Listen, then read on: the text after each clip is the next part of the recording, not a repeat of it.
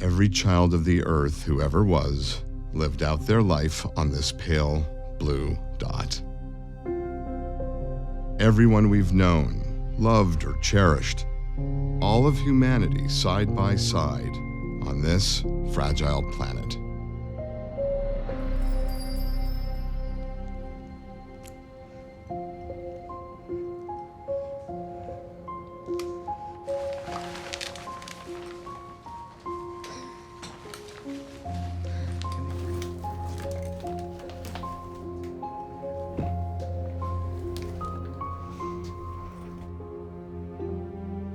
Kevin is a 17-year-old young man with advanced cystic fibrosis.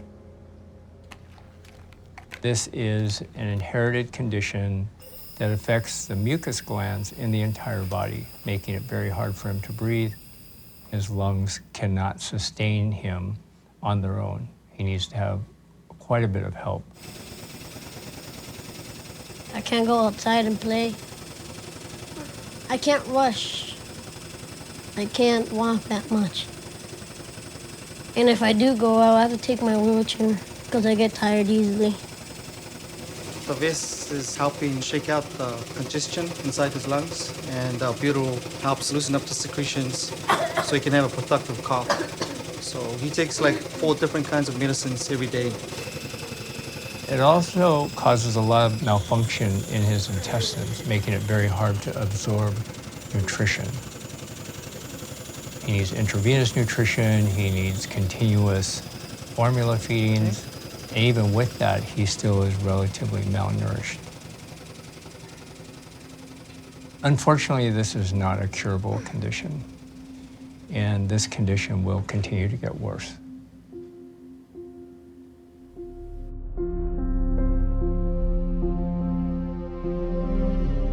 Our first goal is in medicine to eradicate a disease or fix an injury.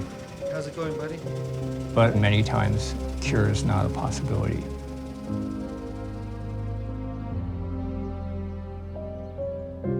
Serious illness is not just about medicine. It's about human beings and their struggle.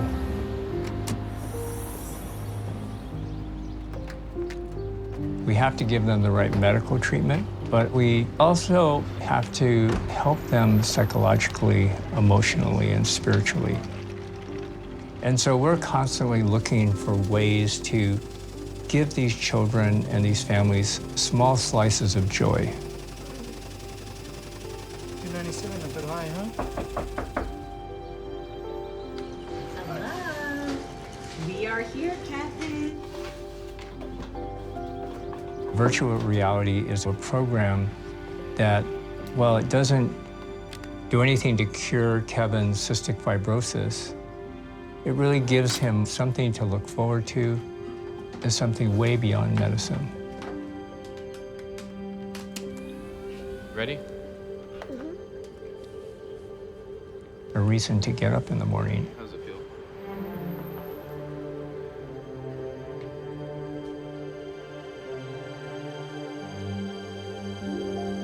Oh, yeah.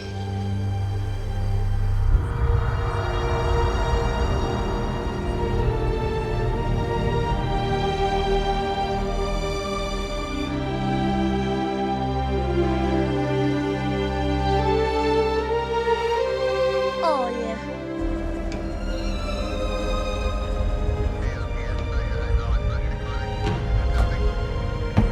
Yeah, I'm falling down.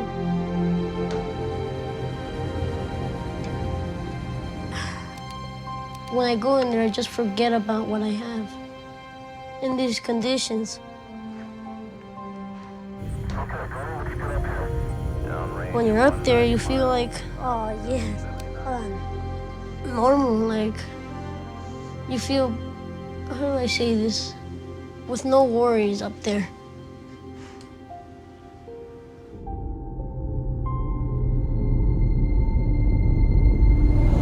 I was very fortunate to serve as a NASA astronaut for 17 years. I flew on 5 space shuttle missions, and I was part of 2 International Space Station assembly missions. The ISS is really our first major toehold into permanent presence in space. It's a city in the sky with astronauts and cosmonauts from around the world, where we've pulled together the best minds and the best engineers and technologies, not only to understand our place in the universe and the solar system, but also to improve the quality of life here on Earth. I work at the Virtual Reality Lab at NASA Johnson Space Center. We started using virtual reality since 1993. We train astronauts using VR for spacewalks to give them the experience of being outside in a spacecraft. Spacewalk basically means going outside the spacecraft and doing work. I've had the opportunity to go out on 7 occasions. And once we get out there, we're in a 13-layer pressure suit, and we have to do really complicated things. It requires a lot of strength and dexterity and training. Wait, hold on. What happened? The animators and technicians were incredible in replicating the ISS. They went to details that was extremely complex. There isn't any other way to replicate space but using VR. Station Houston on 2. Dragon is holding at the capture point. Please perform step 6 in 1.102. That lever right there?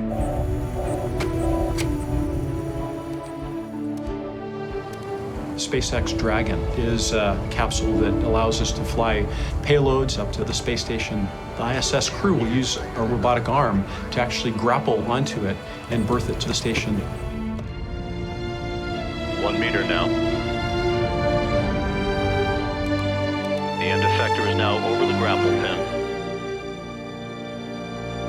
Yes! And we have grapple. We have captured Dragon at 4:54 a.m. Central Time.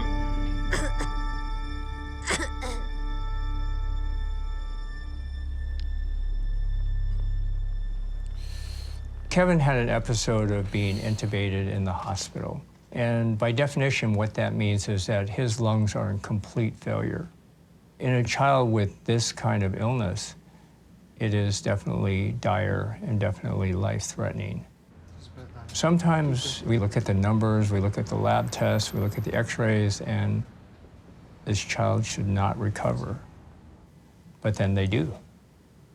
And it is pretty amazing.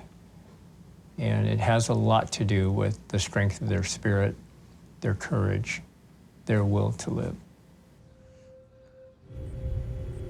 Sailing, baby. ETDs to flight that's in work.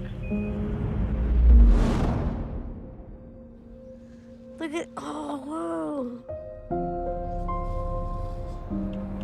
Being outside on a spacewalk is a profound life experience. I can't imagine anything more stirring to the soul. You're seeing all of humanity from a perspective that can't even be imagined.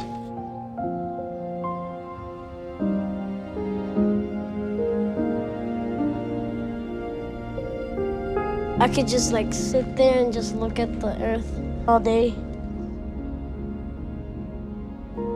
You're captivated by the trillions and trillions of stars that you see out there, but your eyes are pulled away from that almost immediately by the blue planet below. It's just so overpoweringly beautiful that you can't stop staring at it.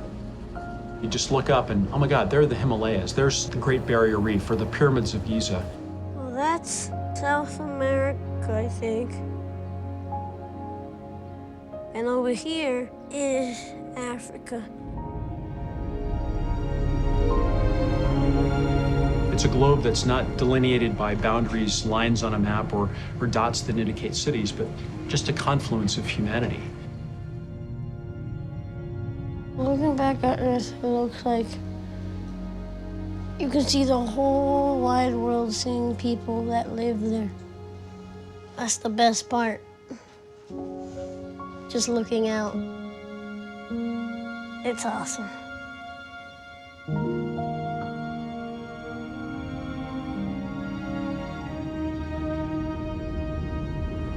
I think everyone comes back from spaceflight in some way changed. The experience really makes all of us who have been there truly appreciate how rare a gem planet Earth is. That virtual reality of being in space and looking back at Earth, it's a very powerful metaphor for life and death. It feels like you just went on a rainbow and slide down on it. That's how cool it feels. Like a fantasy. That's the main magic right there. That releases me. I really have come to find a lot of joy in the work of taking care of people at the last stages of their life. It's such an intimate time and a special time in their lives. And to provide some comfort, to relieve some suffering, is one of the most gratifying things for me about medicine.